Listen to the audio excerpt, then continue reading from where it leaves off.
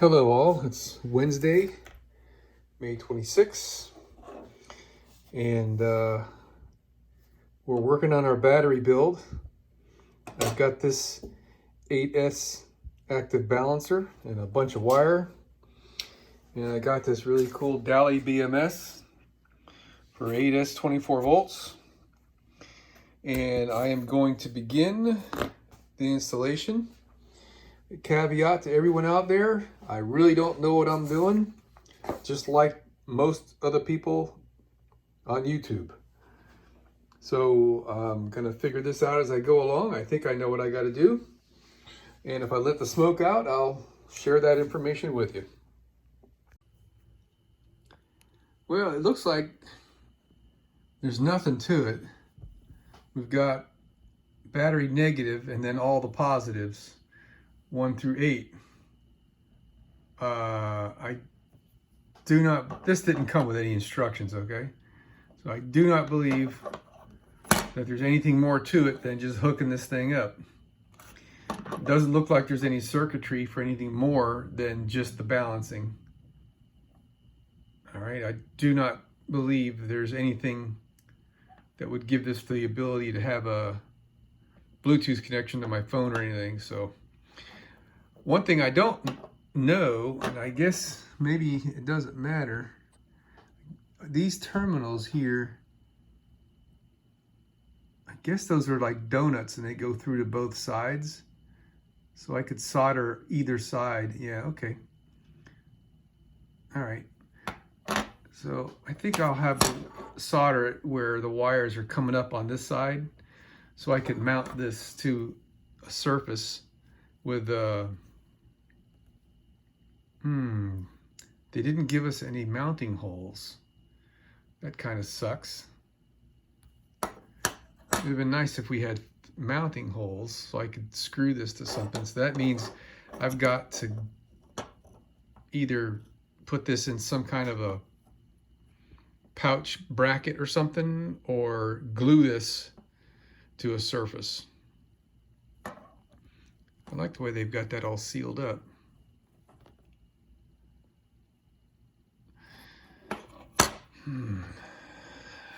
Decisions.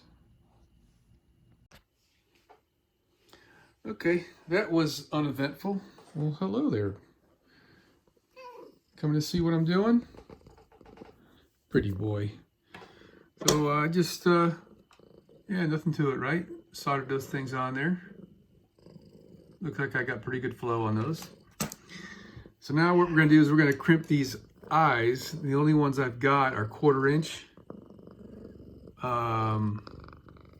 And they fit on these 6mm studs quite nicely. I mean, I'm a little anal retentive, but I would have liked it to be a little closer, but you know what? That's about as perfect as that's gonna get. So I'm gonna crimp all those on there, and the dealio with crimping, let me get my crimper. Where did I leave that thing? All right, Norman, you just like going for a ride there, huh? So these crimpers I've had for about 30 years. I think they're Klein. Is there a name on there? Pretty sure that they're Klein brand. There's no markings anywhere, but what I could tell you is that there's 3 pieces to this. You got a cutter at the end, and you got 2 different places to crimp. You got insulated and non-insulated. The insulated terminals go between that guy, and the non-insulated guys go between that guy. All right? And whenever I do a non-insulated terminal, I always put the spike on the back side of the terminal and the seam on the round side of the terminal. When I've done it the other way with the seam where the spike is, sometimes it tends to split the seam apart. And what I mean by the seam is these terminals, non-insulated ones, right there where my thumbnail is, you can see there's a little bit of a line. On the non-insulated ones, at least the ones I've had, that metal is exposed. On these insulated ones, there's an extra layer of metal. These are really nice terminals, by the way. An extra layer of metal that goes around the terminal. It helps hold it all together, and you really can't see it. Let me see if I zoom in. My big burly fingers there.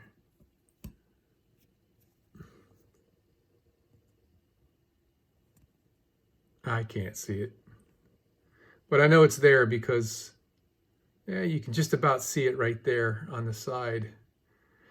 Sometimes when I need a non-insulated terminal, I'll take these and grab it with a pair of pliers and pull the terminal out of it. Or I'll go to the grinder and let the wire wheel wear off all this plastic. And then you get just the metal piece, and then sometimes I'll grind on that or something. But yeah. All right. So that's what I would call a perfectly crimped terminal. Now you can get these with heat shrink tubing on the outside, and those are kind of nice. I like them because it helps support the wire over here, so you don't get some wire breakage from vibration and stuff. But honestly, I've never had a problem with that ever, and I've been doing this for decades. So I do think the ones with the heat shrink are very nice. And if I had them, I probably would prefer to use them, but I don't have them. I've only got a few with the heat shrink, not enough to do. This is what I'm talking about here. These are heat shrink. You crimp it right there, and after you crimp it, you heat it, and this part shrinks down on the wire. It really supports it nicely. But I've only got just enough of this size, 1/4 inch in the red. I'm using all these pink ones on my active balancer, and I'll use these darker red ones on my BMS. All right, so I realize I have enough of these pink ones, and I was checking, and the hole in them is a tiny bit smaller than the red ones. Let's see if I can see there. So why I'm kind of laboring over this right now is on these guys, this wire is pretty heavy, and it's very flexible, thin strand, and it has nice silicone-like insulation.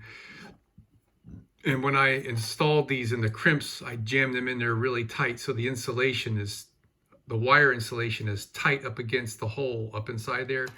So I'm not concerned at all about those. But the BMS wires are kind of thin.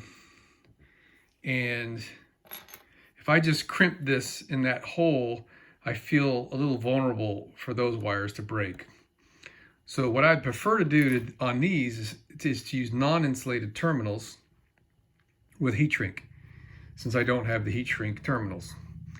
So what I did is I took one of these type pink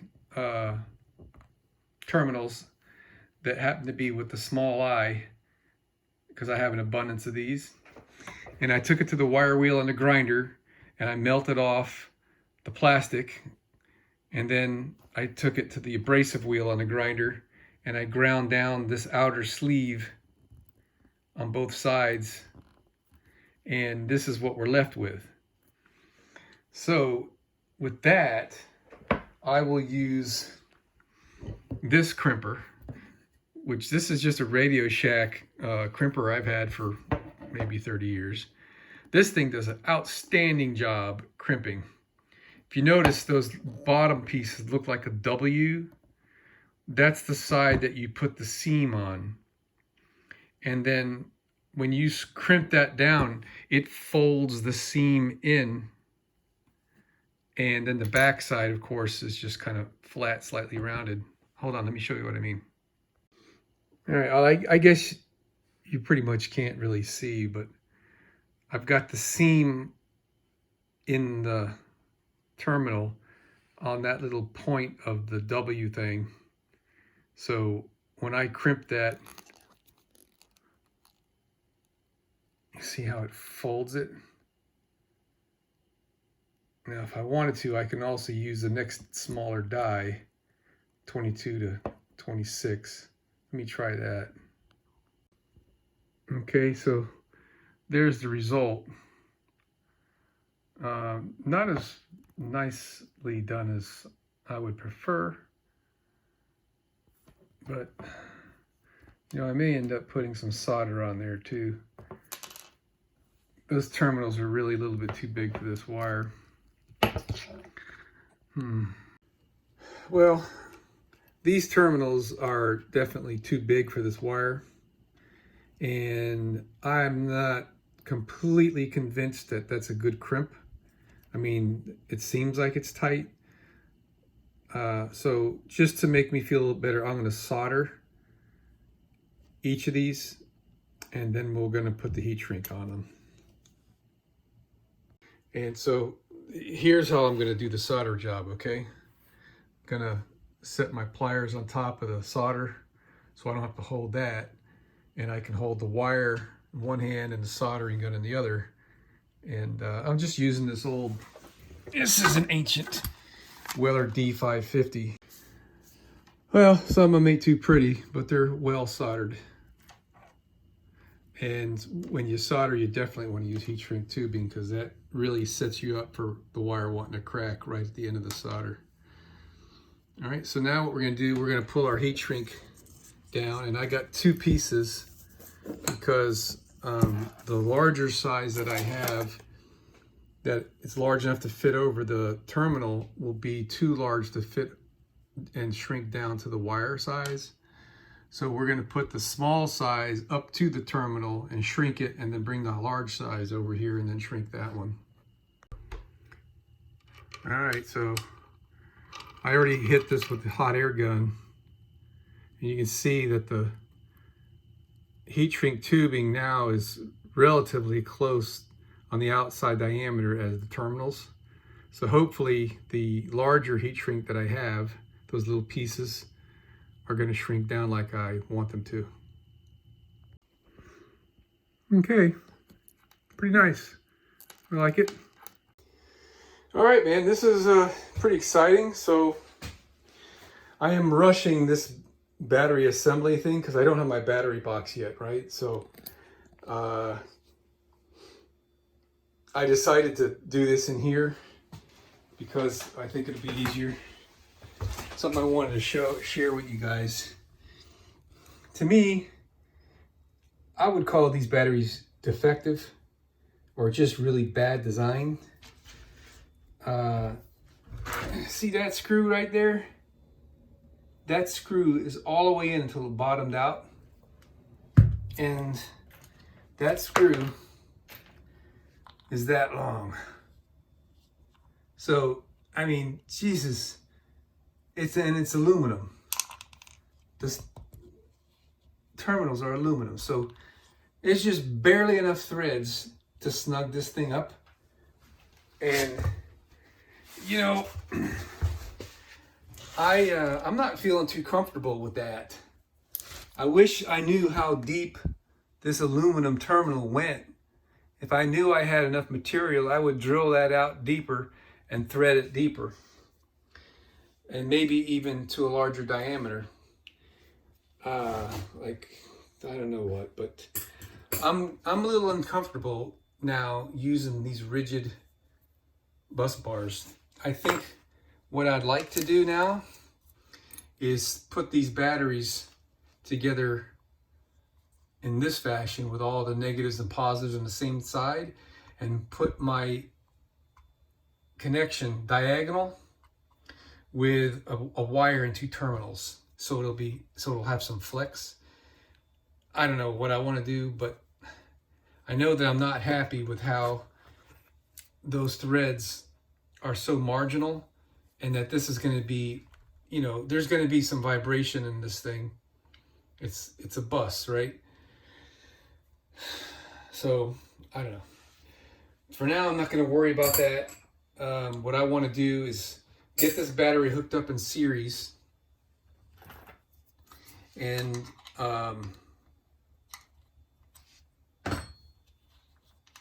hook it up to the inverter and charge it, etc., like I mentioned a minute ago. But I don't want to waste my cables that I bought and cut them at the wrong length. So that's why another reason why I moved all this stuff in here, because I'm pretty sure I know how I want this to be configured and where I want my inverter to go, and I want the inverter really close to the battery and all that goes with all that, okay? So I'm going to unbox the inverter, and I think I'm going to have the inverter sitting right there on that wall where this line is, more or less in this area, some places where my circuit breaker, my 120 volt circuit breaker panel is going to go. So I've got this spot here for the inverter, and I want the batteries right up there next to it.